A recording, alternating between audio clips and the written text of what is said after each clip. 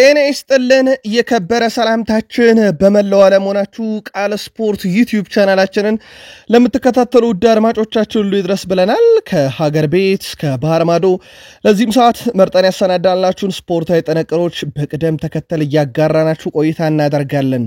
እንደው ለጊዜው እስከ ፕሮግራማችን ፍጻሜ ቆዩ። ላይክ፣ ሰብስክራይብ እና ሼር ማድረግ እንዳይረሳ።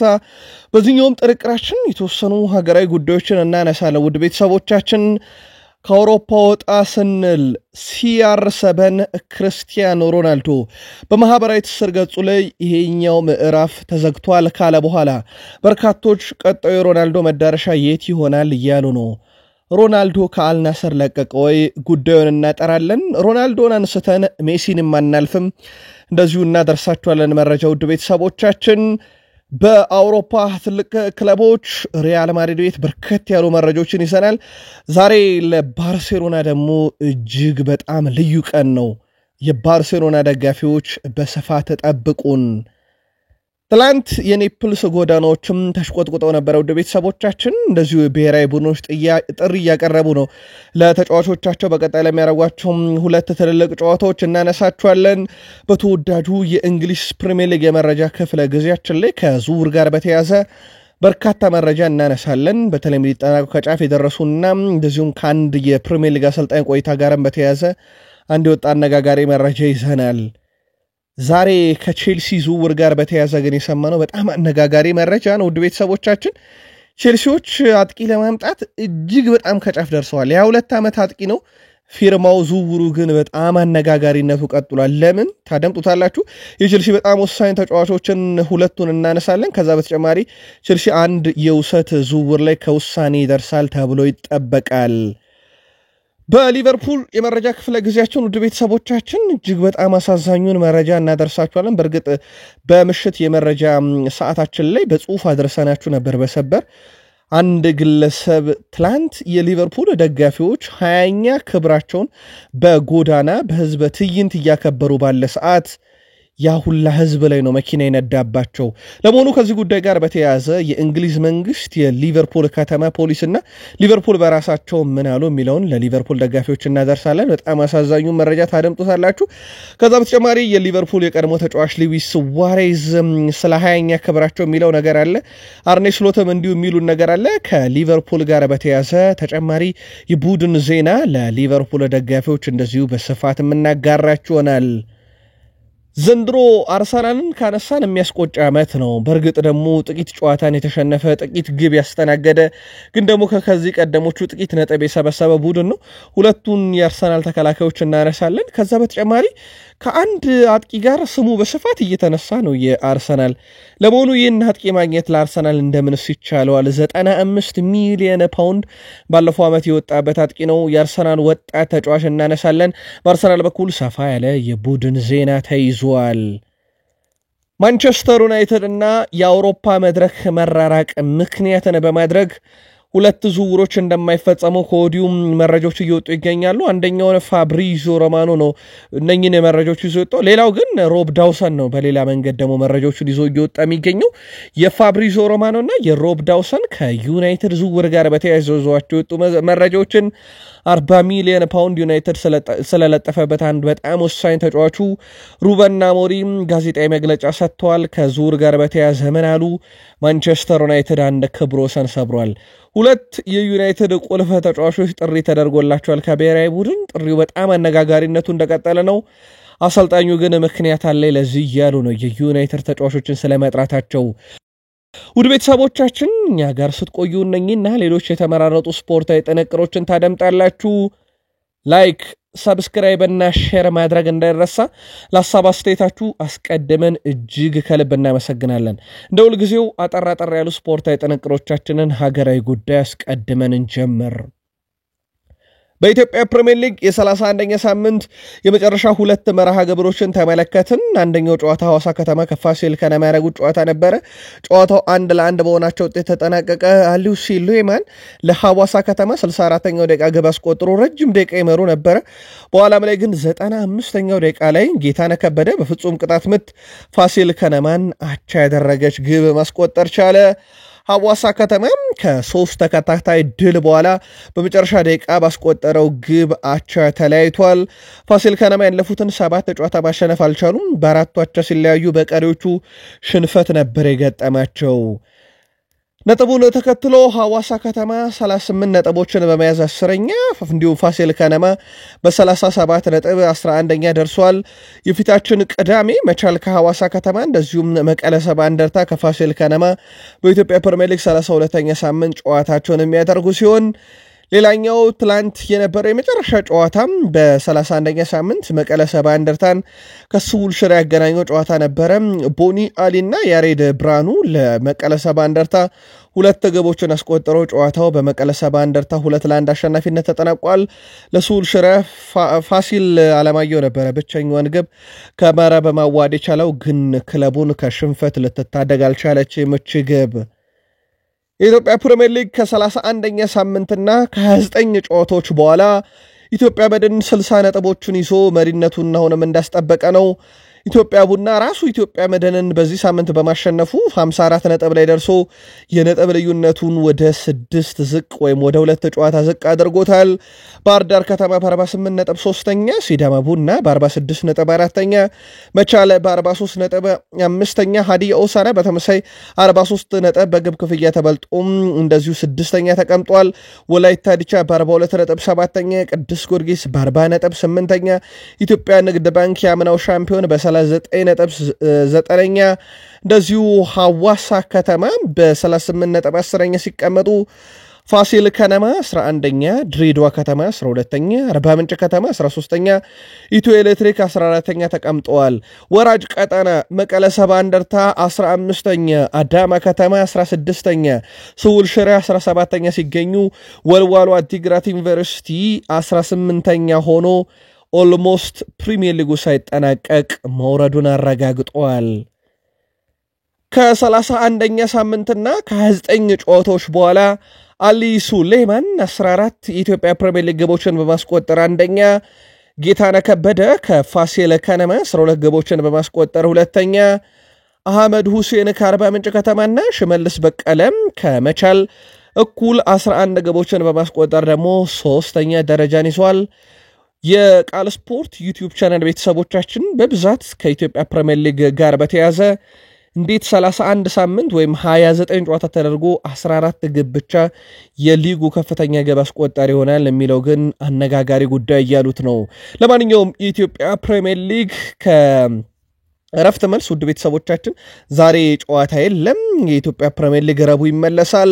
ግንቦት 20 ረቡዕ ኢትዮጵያ መድን ከሲዳማ ቡና 9 ሰዓት ላይ፣ እንደዚሁ ባህር ዳር ከተማ ከአርባ ምንጭ ከተማ 12 ሰዓት ላይ በአዳማ ከተማ ጨዋታው ሲካሄድ የኢትዮጵያ ፕሪሚየር ሊግ ከግንቦት 20 ማለትም ረቡዕ እስከ ግንቦት 23 ቅዳሜ 2017 ዓ.ም እንደዚሁ ቀጥሎ የሚካሄድ ይሆናል።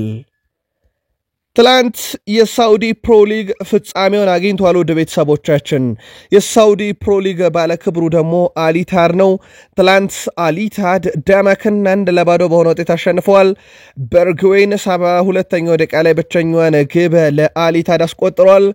ከጨዋታውም መጠናቀቅ በኋላ አሊታዶች ዋንጫቸውን ከፍ አድርገዋል።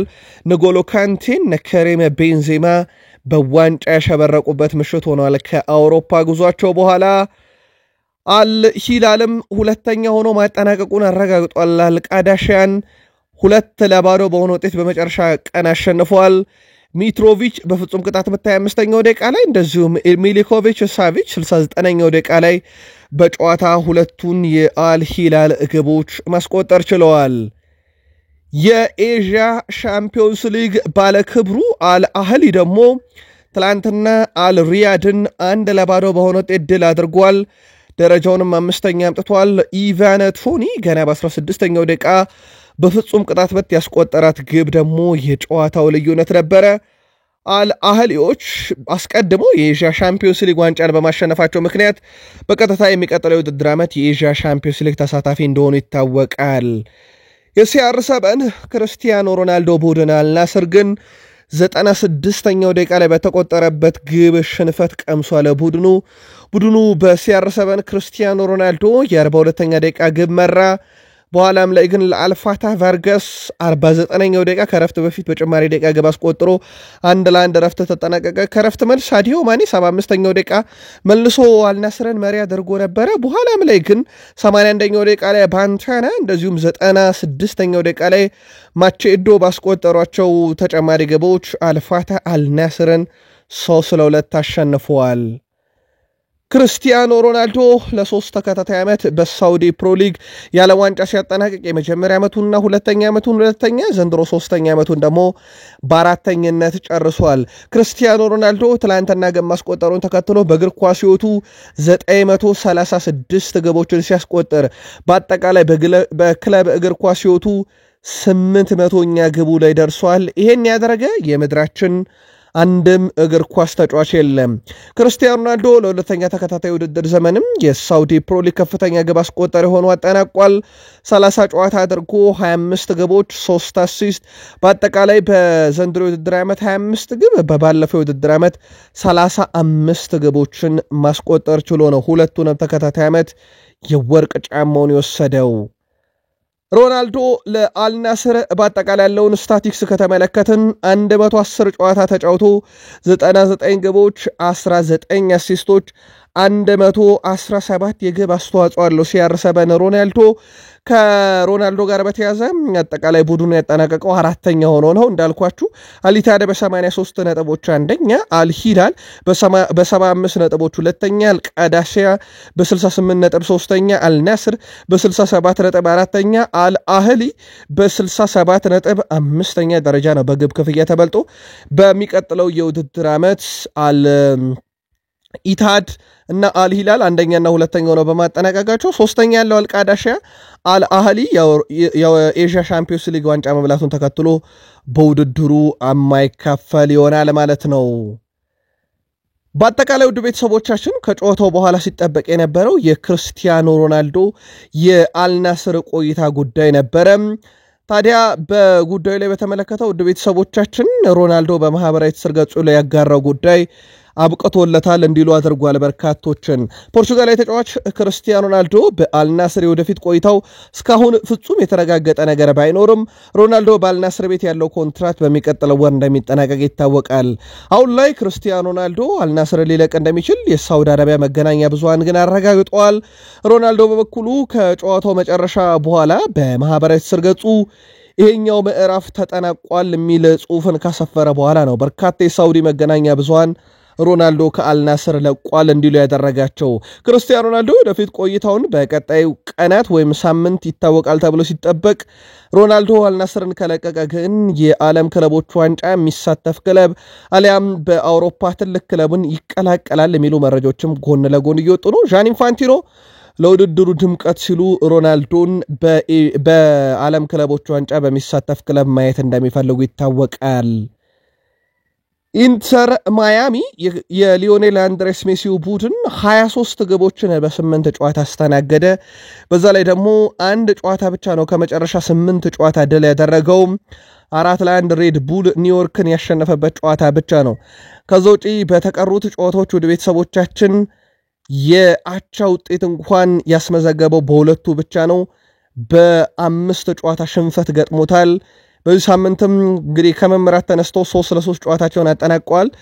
ሊዮኔል አንድሬስ ሜሲም ክርስቲያኖ ሮናልዶም ግን የእግር ኳስ የማብቂያ ዘመናቸው ላይ ደረሱ አይመስሏችሁም ወይ? የቃል ስፖርት ዩቲዩብ ቻናል ቤተሰቦቻችን በሐሳብ መስጫ ሳጥናችን ላይ ልታሰፍሩልን ትችላላችሁ። ሪያል ማድሪድ የዲያን ሁይሰንን ዝውውር ዕለተ ሐሙስ ይፋ እናደርጋለን ከደጋፊዎችም ጋር እናስተዋውቃለን ብለዋል። ያው የዣቪ አሎንሶ ቅጥር ነበር ሲጠበቅ የነበረው ትላንት አጠናቀቁ እሱን። ሌላኛው የአርዳ ጉለርን ጉዳይ በተመለከተ አሁን በወጡ መረጃዎች መሰረት አርዳ ጉለር በሚቀጥለው የውድድር ዓመት በቋሚም ይሁን በውሰት ውል ክለቡን እንደማይለቅና የዣቪ አሎንሶ የዕቅድ አካል መሆኑ ተረጋግጧል። በዚህ ምክንያት ማድሪድ ቤት በሚቀጥለው የውድድር ዓመት እንደሚቆይ ማርካ 100% አረጋግጧል። በእርግጥ ገናም የዣቪ አሎንሶ ወደ ሪያል ማድሪድ መምጣት እውን ከሆነ በኋላ አርዳ ጉለር ስለሚያደንቅ ተጫዋች አሰልጣኝ ዣቪ አሎንሶ በዛው እንደሚቆይ ያስቀድሞም የተገመተ ጉዳይ ነበር። ከኒኮ ፓስ ጋር በተያዘ በዚህ ሳምንት ከውሳኔ እንደርሳለን ብለዋል።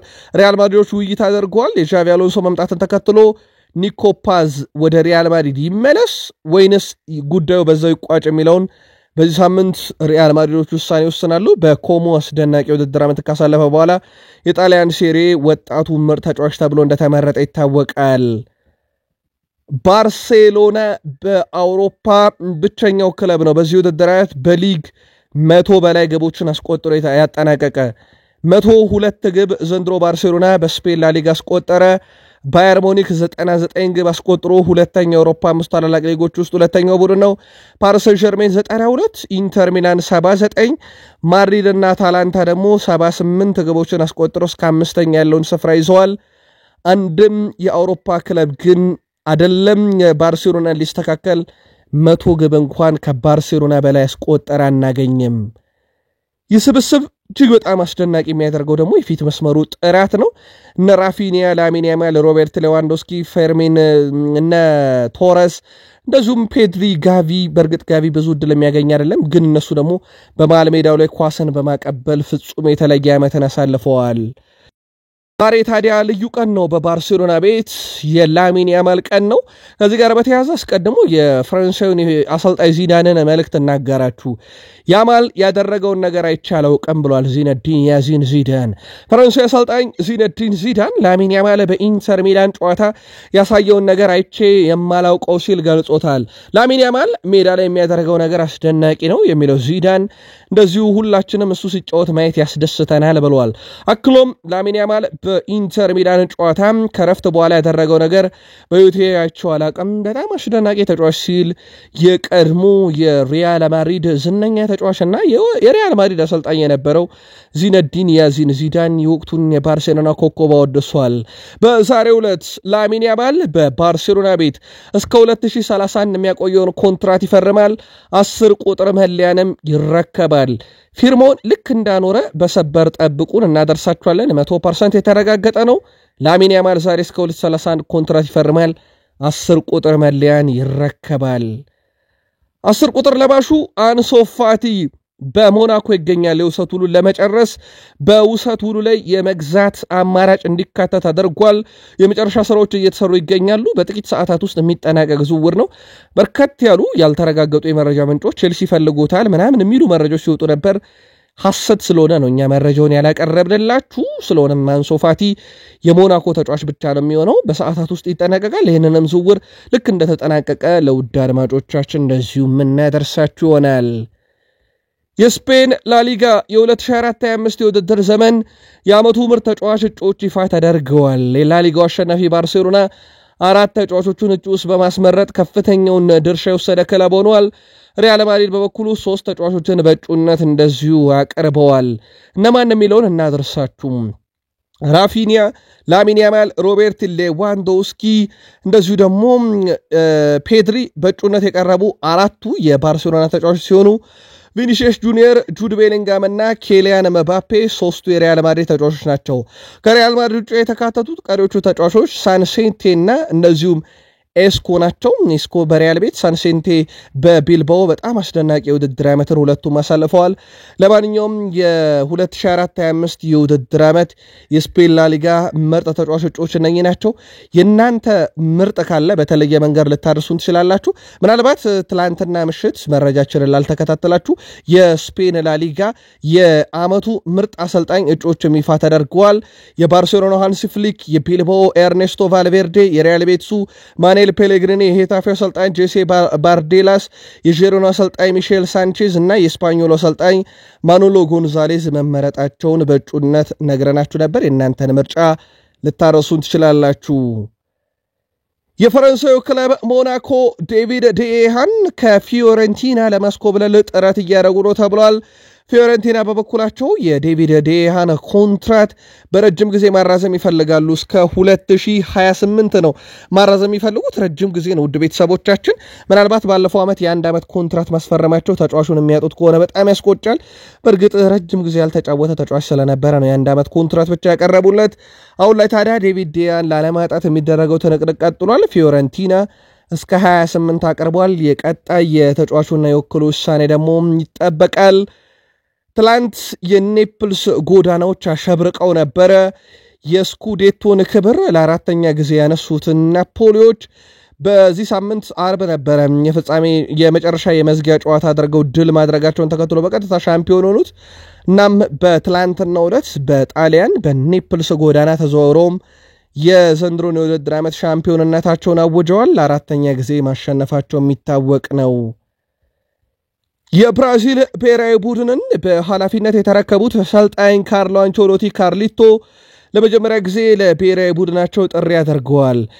በኔይማር በኩል በጉዳት ምክንያት እንዲሁም ሮድሪጎ ዝግጁ ባለመሆኑ ብለው ሁለቱን ከብሔራዊ ቡድን መቀነሳቸው በጣም አነጋጋሪ ጉዳይ ሆኗል።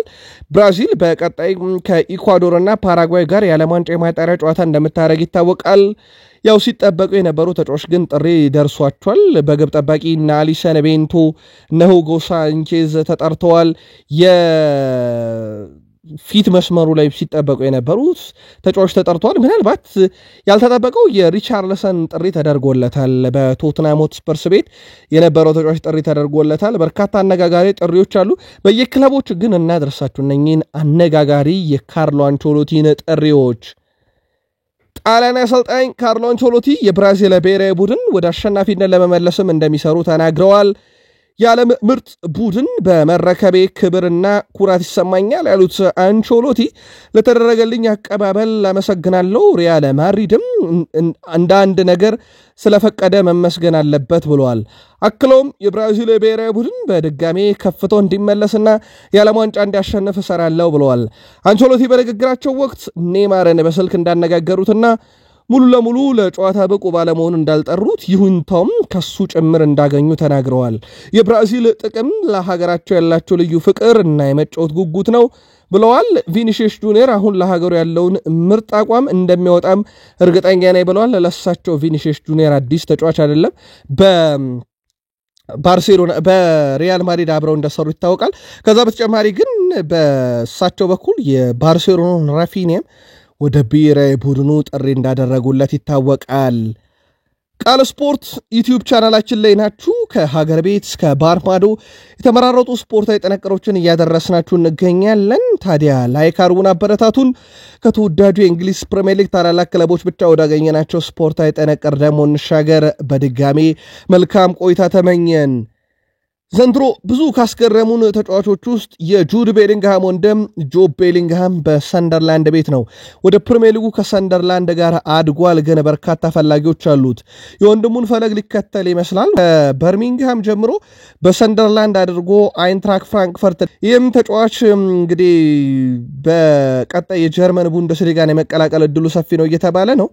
ጁድ ቤሊንግሃም ከበርሚንግሃም በቦሩሲያ ዶርትመንድ አድርጎ ሪያል ማድሪድ የደረሰው የጀርመን ጉዞ ሁለቱንም ያሰምራቸው የሆነው ታላቅየው ሰምሮለታል።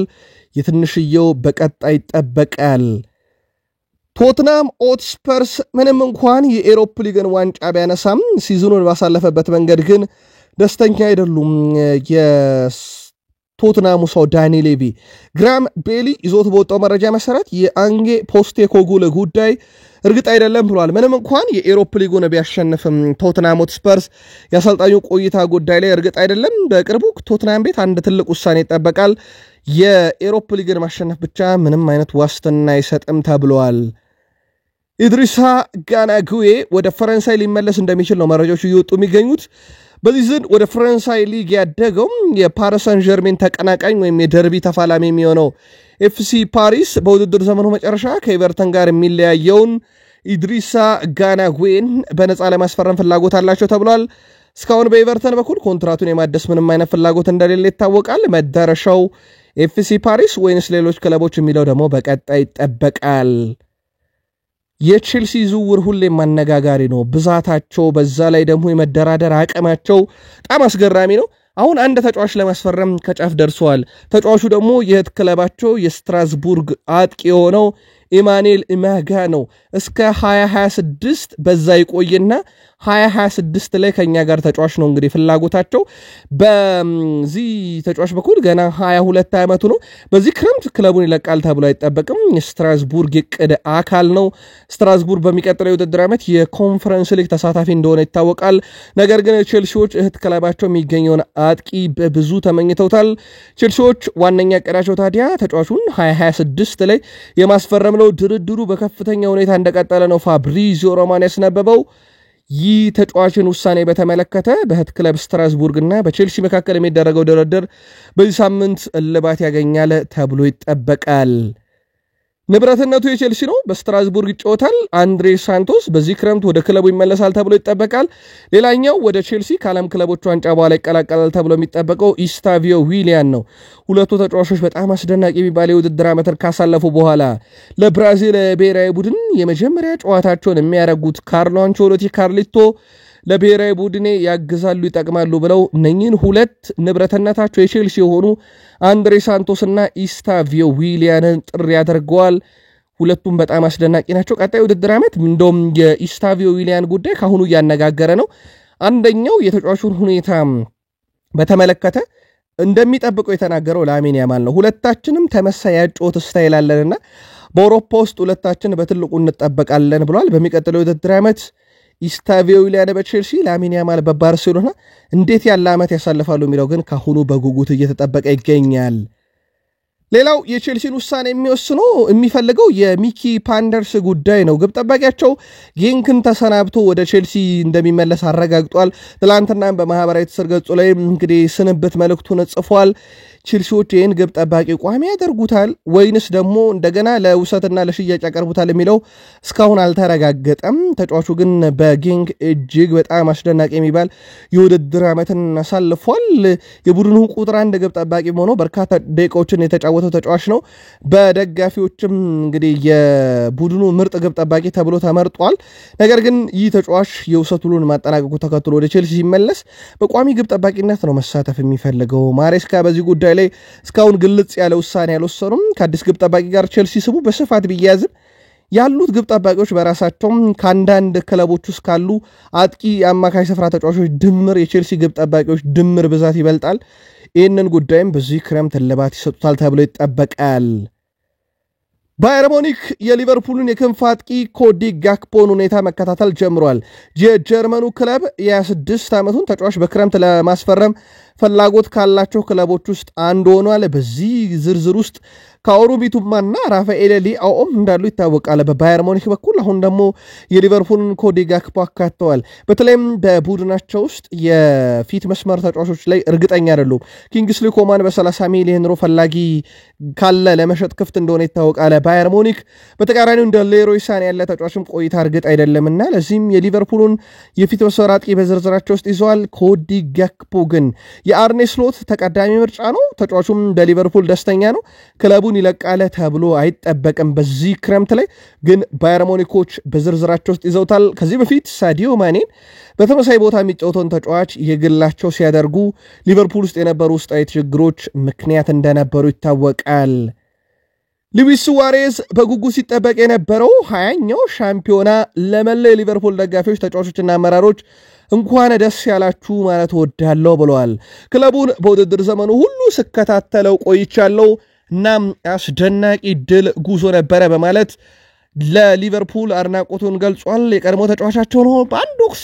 ለዋንጫ ደርሰው ስቴቨን ጄራርድ ተንሸራተተ ከዛ በኋላ ቼልሲ በዴምባባ ግብ አስቆጥሮ ዋንጫው እንዲያከትም ሆኖ ነበረ ሁላችሁም ታውቃላችሁ ክለቡ ማለት ለኔ ትልቅ ትርጉም ነው ብሏል ሉዊስ ሱዋሬዝ የቡድኑ ቁልፍ ተጫዋች ወደ ባርሴሎና ከዛም እግር ኳስን በአትሌቲኮ ማድሪድ አድርጎ አሁን ኢንተር ማያሚ ቤት ይገኛል ሉዊስ ሱዋሬዝ ግን ለቀድሞ ክለቡ እንኳን ደስ ያላችሁ መልእክትን አስተላልፈዋል ከርቲስ ጆንስ የአካዳሚ ፍሬ ይህ የኔ ሁለተኛ ዋንጫ ነው ነገር ግን የዚህ ዋንጫ ስሜት ከሌላው በጣም የተለየ ነው ብሏል ምክንያቱም ይህ በደጋፊት የሚደረግ ደስታ መግለጽ ስነ ስርዓት የነበረው ከደጋፊዎች ጋር ያከበርነው ነው ይህ ሁለተኛ ዋንጫ ቢሆንም ይሄኛው ግን የተለየ ነው ብለዋል አርኔ ስሎት ይህ ከሁሉም የዋንጫ ስነ ስርዓቶች ሁሉ ፍጹም የተለየ ነው ይህ ህልም ነው ብሏል። የማይታመን ነው ያሉት።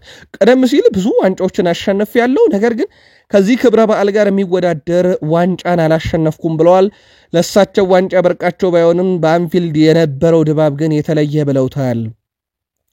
ፍሬድሪኮ ኬዛን በተመለከተ በክብረ በዓሉ ላይ ከተገኙ ተጫዋቾች አንደኛው ነው። እንግዲህ ክብረ በዓሉ ልዩ ነው ብሏል። ከዋንጫና ከደጋፊው ጋር በዚህ መንገድ ማክበር የማይታመን ነው።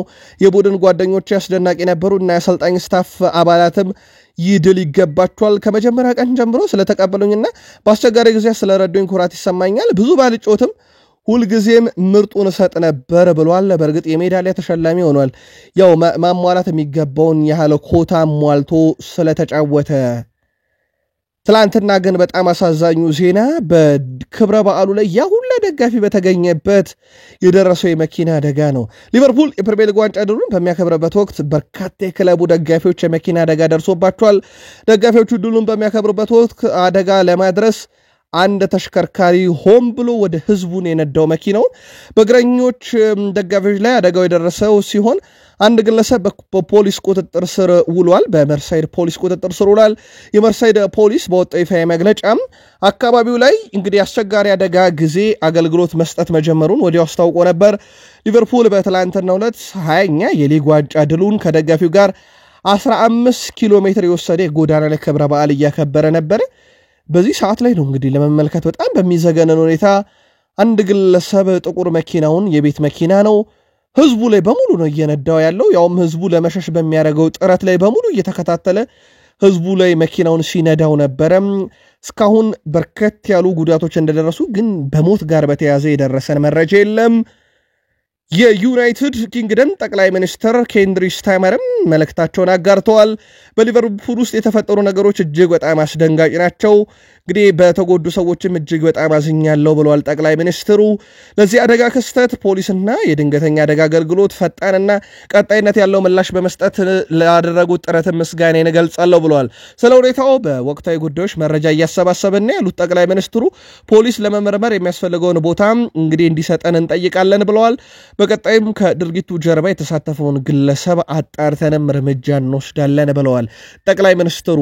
ሊቨርፑልም ማምሻውን ባወጣው መግለጫ ላይ እንግዲህ ከመርሳይድ ፖሊስ ጋር ስራዎችን እየሰራ እንገኛለን ብለዋል። ይህን መረጃ እስካገኘንበትም ሰዓት ድረስ ሊቨርፑል ይዞት በወጣው መረጃ መሰረት 13 ሰዎች ከባድ የተባለ የአካል ጉዳት እንዳስተናገዱ ይፋ ተደርጓል። ይህን አደጋ የፈጠረው ግለሰብ ምንነት ዓላማን በተመለከተ ግን ቀጣይ መረጃዎች ሲወጡ እኛም ተከታትለን ለሊቨርፑል ደጋፊዎች እናጋራለን። በዚህ ውድድር ዓመት አርሰናል ለሶስተኛ ጊዜ ሁለተኛ ሆኖ ጨርሷል። አርሰናል ሁለቱን ዓመት በማንቸስተር ሲቲ ይሄን ዓመት ደግሞ በሊቨርፑል ብቻ ተበልጦ ነው ዋንጫውን ያጣው። ግን አርሰናል ዋንጫውን ይጣ እንጂ በጣም አስደናቂ የሚባሉ ቁጥሮች አሉት። ዘንድሮ ለምሳሌ ጥቂት ሽንፈት የተሸነፈ ቡድን ነው፣ ወደ 4 የሚጠጉ። ከዛ ደግሞ ሌላ ጥራት ያለው ነገር እናገኛለን። አርሰናል ቤት ጥቂት ግብ ብቻ ነው ያስተናገደው። ዋንጫ ከበላው ሊቨርፑል በ7 ግብ ያንሳል የተቆጠረበት 34 ግብ ብቻ ነው ያስተናገደው። ሻምፒዮኑ ሊቨርፑል 41 ግቦችን አስተናግዷል። ቼልሲ 43፣ ኤቨርተን 44፣ ማንቸስተር ሲቲ 44 አስተናግደዋል። ለሁለተኛ ተከታታይ ዓመት የሊጉ ምርጥ ጥምረትን አስመልክተውናል። ጋብርኤል ማጋሌሽ እና ዊሊያን ሳሊባ። የሳሊባ ጉዳይ ሰሞኑን እልባት ያገኛል ኮንትራት የማራዘም ሂደት ላይ። ጋብርኤል ማጋሌሽን በተመሳይ ሁለቱንም አንዱ በሳውዲ አረቢያ ማጋሌሽ፣ አንዱ በሪያል ማድሪድ ሳሊባ እየተፈለጉ እንደሆነ ይታወቃል። በዚህ ሳምንት የኮንትራት ማራዘም ድርድሩ ይቀጥላል ተብሎ ይታሰባል። አንድሪያ ቤርታ ወደ አርሰናል ከመጡ በኋላ በርካታ የአጥቂ ስፍራ ተጫዋቾች ስሙ ከአርሰናል ጋር ተይዟል። በእርግጥ እሳቸው በየዕለቱ የሚያነጋግሯቸው መወያያቸው ተጫዋቾችም ቁጥር ከፍ እያለ መጥቷል። አሁን በርከት ያሉ የስፔን የመገናኛ ብዙሃን አንድሪያ ቤርታ ከአትሌቲኮ ማድሪድ ሰዎች ጋር ካላቸው ቅርበት፣ ከዩሊያን አልቫሬስ ካላቸው ቅርበት ጋር በተያያዘ ምናልባትም አሁን ስማቸው እየተያዘ የሚገኘው ጊዮኬሬስክና እንደዚሁም ደግሞ ሌላኛውን ቤንጃሚን ሼሽኮ ወደ ቡድኑ የማያመጡ ከሆነ ሌላኛው አማራጫቸው ዩሊያን አልቫሬዝ እያሉ ነው። ይህ መረጃ በሚዲያዎች ተነገረ እንጂ አንድሪያ ቤርታ የሚሆኑ ዩሊያን አልቫሬዝ በዚህ ዝውውር ላይ ምንም አይነት ተሳትፎም እንቅስቃሴም አላደረጉም። ስሙ ግን በስፋት እየተያዘ ይገኛል። የዩሊያን አልቫሬዝ ከአርሰናል ጋር እንግዲህ ሩመሮች ዝም ብለው አይወጡም፣ የሆነ መረጃ ሲገኝ ነው የሚወጡት። ከዚህ ጋር በተያያዘ ግን አርሰናል እና አንድሪያ ቤርታ በዚህ ዝውውር ላይ የሚያደርጉት ጥረት ካለ ተከታትለን እናደርሳችኋለን ውድ ቤተሰቦቻችን። በአርሰናል አካዳሚ ውስጥ እየተጫወተ ይገኛል። ማክስ ዶማን ትላንት የእንግሊዝ ብሔራዊ ቡድን 2-0 ስትመራ አንድ ግብ አስቆጠረ፣ አንድ አሲስት አደረገ። የ17 ዓመት በታች የአውሮፓ ሻምፒዮንሺፕ ከምድብ ግን እንግሊዝ ሳታልፍ ቀርታለች። ተጫዋቹ ምንም እንኳን ብሔራዊ ቡድኑን በብዙ ቢያግዝም እንግዲህ 4-2 ነው በቼክ ሪፐብሊክ ተሸንፈው ከውድድሩ የተሰናበቱት። ይህንም ተከትሎ ማክስ ዶማን ለቀደመ ውድድር ዝግጅት አርሰናልን ተቀላቅሎ ወደ ኤዥያ ለመጓዝ ጥሩ አጋጣሚ ተፈጥሮለታል። አስቀድሞም ማይክል አርቴታ ተጫዋቹ የቀደመ ውድድር ቡድን አካል እንደሚሆን አረጋግጠው ነበረ። ትላንት ደግሞ የእንግሊዝ ብሔራዊ ቡድን መሰናበቷን ተከትሎ ተጫዋቹ ይቀላቀላል ተብሎ ይታሰባል። በጣም አስደናቂ የሚባል የውድድር ዓመትን ግን ዘንድሮ እያሳለፈ ይገኛል። ማንቸስተር ዩናይትድ እና የአውሮፓ መድረክ ክረምት ላይ የዝውውር መስኮቱ ላይ ትልቅ ተጽዕኖ እንደሚፈጠር ይታወቃል። ለምስጋና ለማቲያስ ኩና ይግባ እንጂ ሌሎች ውስጥ ተጫዋቾች የአውሮፓ መድረክ ይፈልጋሉ የሚለው ነገር በስፋት እየወጣ ነው። 100% የተረጋገጠው የቪክተር ጊዮኬሬስክ ነው። ውድ ቤተሰቦቻችን ጊዮኬሬስክ በአውሮፓ ሻምፒዮንስ ሊግ ዩናይትድ አለመሳተፉን ተከትሎ ወደ ማንቸስተር ዩናይትድ እንደማያቀና ታማኝ የዜና ምንጭ ፋብሪዚዮ ሮማኖ በቤንጃሚን ሼሽኮ ጉዳይ ላይ ደግሞ ስካይ ስፖርትም ይዞቷል መረጃዎችን። ስለዚህ ወደ ዩናይትድ እነኚህ ተጫዋቾች አይመጡም። ሌላው ፋብሪዚዮ ሮማኖ ደግሞ ከዚህ ጋር በተያይዞ ይዞት የወጣው መረጃ ከጊዮኬሬስክ በተጨማሪ ብሪያን ምቤሞ በራሱ ወደ ዩናይትድ የመምጣቱ ነገር እጅግ በጣም አጠራጣሪ ብሎታል። ምክንያቱም ብሪያን ምቤሞ ቀድሚያ ለአውሮፓ ሻምፒዮንስ ሊግ ተሳታፊ ቡድን ስለሚሰጥ ተብሏል። ዩናይትድ በዚህ ምክንያት እነኚህን 3 ተጫዋቾች የማምጣት ሂደቱ ያበቃለት እያሉት ነው። እንደ ሮብ ዳውሰን ዘገባ ከሆነ ደግሞ ማንቸስተር ዩናይትድ በእነኚህ ተጫዋቾች አለመምጣት ወይም አለመሳካት ምክንያት ሌሎች አማራጮችን ሊመለከት ይችላል እየተባለ ነው። ያበቃ ነገር ባይኖርም ነገር ግን አሁን ላይ ኢብሪቼ ኢዜን እንደ ፈጣን ምላሽ ሊወስዱት ይችላሉ እየተባለ ነው። ማንቸስተር ዩናይትዶች የክረምት የዝውውር መስኮት ላይ በንቃት እየተሳተፉ ነው። ኢብሪቼ ኢዜንም ሁኔታ መከታተል ጀምሯል። ምናልባት እሱም የአውሮፓ ሻምፒዮንስ ሊግ መድረክን ካልጠየቀ ማለት ነው። ማርከስ ራሽፎርድ በአስቶን ቪላ ከነበረው የውሰት ውል ቆይታ በኋላ ወደ ማንቸስተር ዩናይትድ እንደሚመለስም 100% ተረጋግጧል። ራሽፎርድ በዚህ ክረምት ማንቸስተር ዩናይትድን በቋሚ ዝውውር አሊያም ዳግም የውሰት ሲደመር የመግዛት ግዴታ ባለበት ውል ሊለቅ ይችላል። 40 ሚሊዮን ፓውንድ እንደተመደበበት ፋብሪዚዮ ሮማኖ አረጋግጧል። ተጫዋቹ በዚህ ክረምት ሁሉንም አይነት አማራጮች ይመለከታል እየተባለ ነው። የማንቸስተር ዩናይትድ ቆይታውም የአስቶን ቪላ ቆይታውም በዚህ ዓመት መጨረሻ ይጠናቀቃል ተብሎ ይጠበቃል። ሩበን አሞሪም ከአርሰናል ስላስፈረሙ ተከላካይ ሃይደን ኢቨን ሐሳባቸውን አጋርተዋል። ጄሰን ዊልኮክስ ሃይደን ኢቨንን ወደ ዩናይትድ በማምጣቱ ጥሩ ስራ እንደሰራ አስባለሁ ብሏል። እንደማስበው እንደሱ አይነት ተጫዋች ለኛ በጣም ያስፈልገናል ብለዋል። ሃይደን ትልቅ ጉዳት ተመልሶ ብዙ ጥራት ያላቸው ነገሮችን አስመልክተናል። እነዚህ አይነት ተጫዋቾችን ነው እኛ ወትሮም የምንፈልገው ብሏል ሩበን አሞሪም።